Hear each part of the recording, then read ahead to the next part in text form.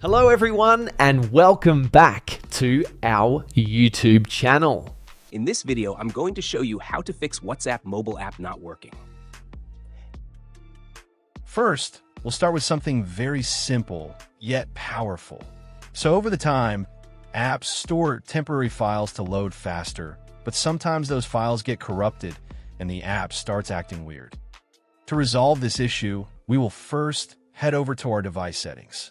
From here, scroll down and tap on General. Once you're in the General Settings tab, look for iPhone Storage option and tap on it. Over here, you can either search for the app or you can scroll down and look for it. Then tap on the app.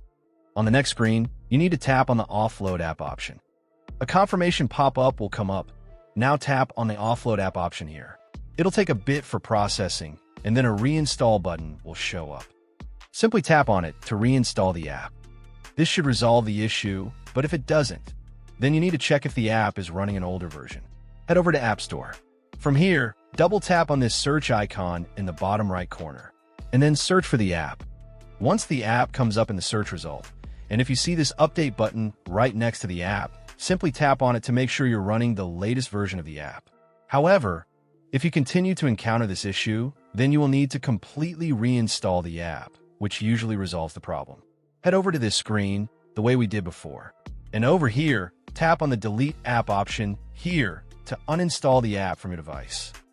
A confirmation pop-up will come up. Now tap on the Delete option here.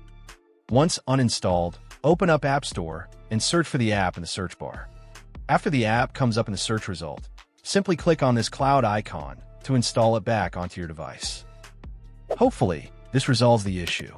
If it does, consider sending a super thanks to support our channel. And also don't forget to hit the subscribe button. We'll see you in the next video.